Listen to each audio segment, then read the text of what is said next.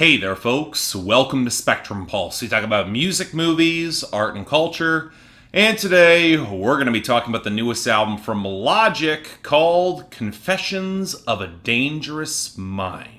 You know, I can pinpoint the exact time when I stopped actively looking forward to new Logic albums. And believe it or not, it was actually earlier than Everybody, his famously polarizing 2017 release that took its concept and angst into messy territory across the board. No, for me, it was the first Bobby Tarantino tape back in 2016, a trap-leaning project that was okay, that seemed unlike the high-concept textured hip-hop that had been his bread and butter, but it had snagged some chart success. And indeed, outside of the Suicide Hotline pop crossover riding the misspent star of Alessia Cara and the genuine rising tide of Khalid, the songs from Logic that have attained success have arguably been him at his least interesting or potent, mostly on trap production where he will flow his ass off and say so little along the way. And while discussions of what caused that switch in sound and approach have been kind of interesting, spanning from allegations of being an industry plant to just the wrong industry influences pushing him away from his organic following, to even just Logic having some bad creative instincts, at the end of the day, the music has just stopped being good or all that interesting enough for me to care all that much. I'm sorry, I really want to care, but I just don't. So yeah, I skipped over his reportedly terrible alt-rock soundtrack dalliance with Supermarket earlier this year, and I was seriously considering skipping this too. It's not like he wouldn't have chart success with it. I would hear it on Billboard Breakdown, and I did know that coming after the conclusion of his Young Sinatra series, that he would probably just skip away from that old fan base forever, so there wasn't much incentive at all for me to cover this. But I figured, why not?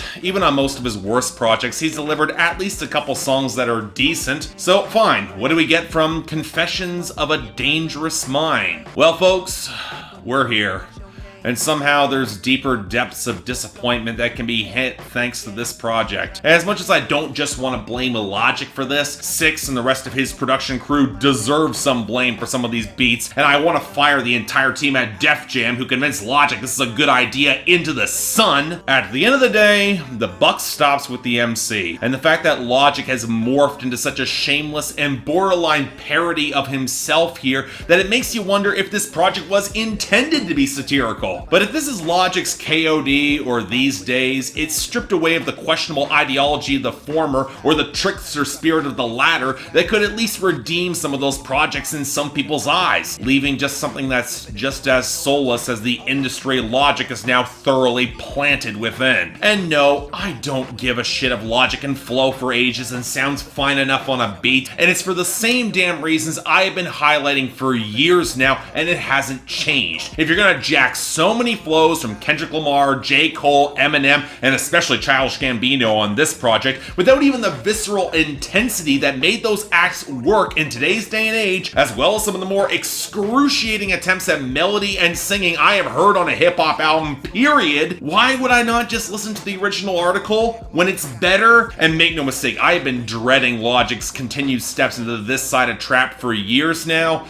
and all of my fears have been fully realized here. How in the nine hells do you have such breath control to spit double time and yet have such a weak command to your vocal tone, as well as the worst falsetto on record from a rapper since Future on King's Dead? I'm honestly surprised he doesn't use more auto-tune like Drake outside of the most blatant copycat on Limitless. It's not like he would get castigated for it in the mainstream. And hell, even when you're rapping, why did you abandon any attempt to inject some bass or commanding presence into your voice that you actually somewhat had on Under Pressure? I'm not saying that Wiz Khalifa's verse is better than what Logic put out, but I'd still rather listen to him than Logic on Still Ballin', especially given with Logic's style of delivery, you would normally expect better wordplay, or actual content. I even get getting outshone by Eminem, and even the endless charisma of Will Smith that excused some really questionable wordplay, and I'll give some prompts to YBN Corday for dropping in out of nowhere and delivering a really well structured verse on Mama Show Love. But Logic,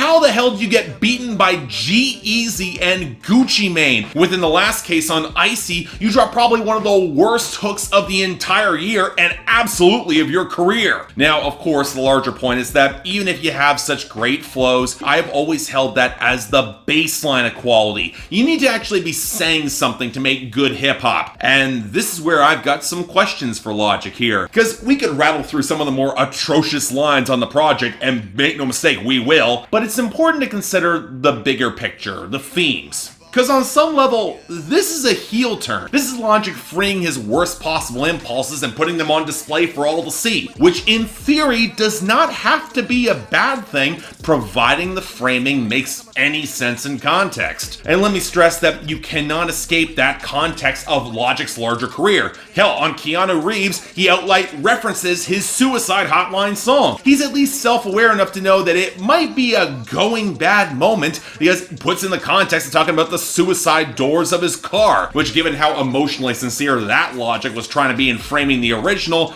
it is a pretty dark twist. I could see this maybe working. But this leads me to my first hypothesis. When it comes to mental health, at the very least, Logic doesn't seem to grasp the severity of these issues, and it comes across as unbelievably trite when he references it in the lyrics. Right from the title track, there are points being made about rappers self-destructing and abusing drugs in their homes, but when it comes to Logic's angst, it's embodied in social media backlash to the decline of his music, and his response to it are the cheapest of self-love platitudes. And while I've said before how I hate the swollen backlash to social media, again, social media is a tool to be used for better or worse, I really hate how trivial it's framed coming from Logic on songs like Wannabe, and especially Clickbait, with its confused call out of Charlemagne for homophobia that he claims will be misquoted and then will excuse the mental health. I mean, I get how the song is at least trying to call out the cheap ways to draw attention to your content, but it doesn't excuse the fact that you are doing it here and how you played that card yourself in the past. Hell, you do it on this album. How is it not trivializing the issue of mental health when you say on Pardon My Ego how I ain't bipolar, Kanye makes me wish I was? And more to the point, how does any of the angst work when it defaults to increasingly limp flexing surrounding how great of a rapper this guy is, or how much money he has, or in the case of Icy, how good of a man he is? I mean, how in the nine hells can you make that brag when you have a string of insults towards women on the same verse? Or how you immediately pitch the respect women line to the side to talk about the bitches on Mama Show Love? Or how you frame your Suicide Hotline song by how much it has bought you on Limitless and Keanu Reeves? Or really how vainglorious and self-serving this entire album feels in its flexing,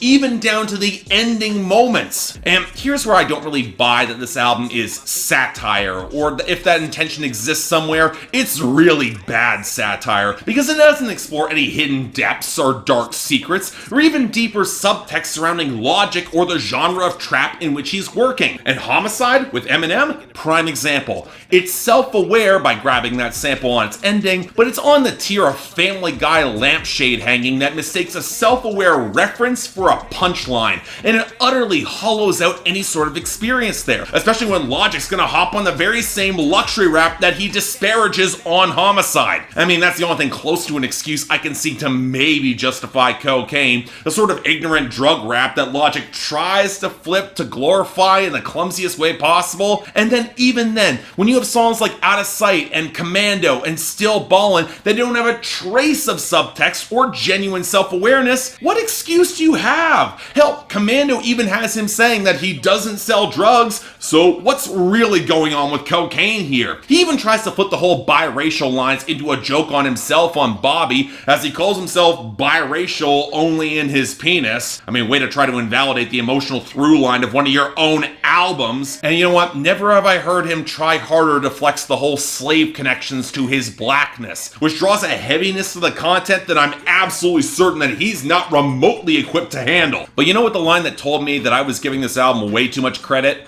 Didn't even come from Logic. No, it came from Will Smith on Don't Be Afraid to Be Different, where he references Fortnite and the Carlton dance, where Epic's currently getting sued by the actor who played Carlton for royalties for that dance, but Will brushes it aside, saying, "Come on, it's just different, man." You know, the sort of shameless corporate shill move to which I've always expected from Will Smith.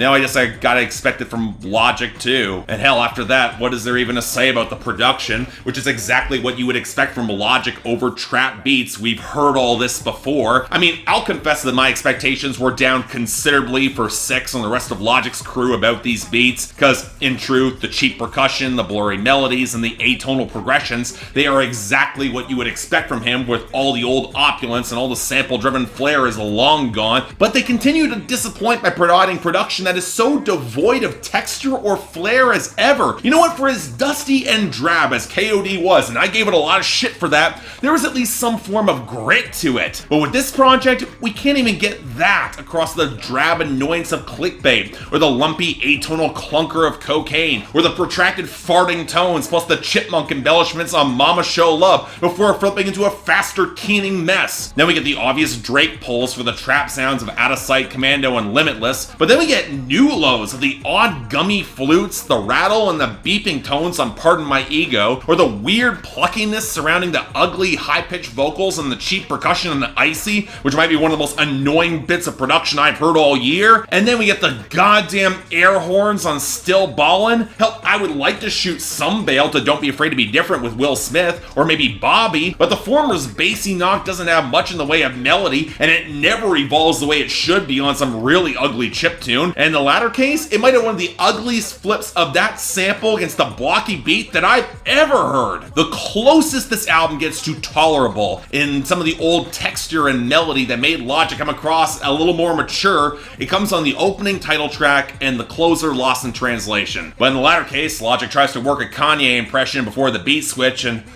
I just sigh, really exhausted and tired and sick of this, because there's no deeper subtext. There's no subversive edge to this, because that would compromise all the stacks of money that are clearly that's all Logic really cares about at this point anymore, despite his appearance of beliefs before. Because hey, it's not like anyone, especially his fans, is really gonna call him on it, right? And he's certainly not gonna listen. Well, you know what? For as much as Logic continues to profess at length that none of the backlash on social media bothers him that much, he wouldn't keep bringing it up if it really didn't bother him or if he's not paying attention. So I'll say this.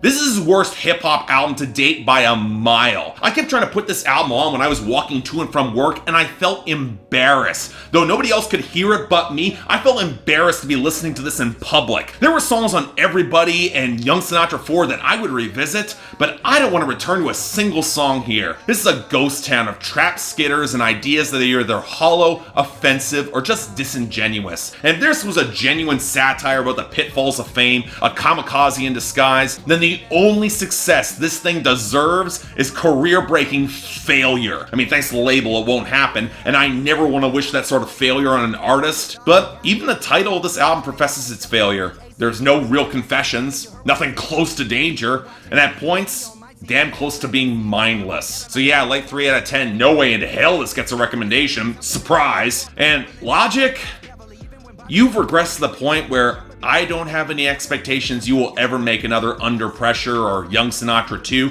or even another Incredible True Story again. And sadly, I predicted this just a few months ago when I reviewed Young Sinatra 4. So yeah, nothing left for me to say. I'm sorry, Logic. I ain't coming back.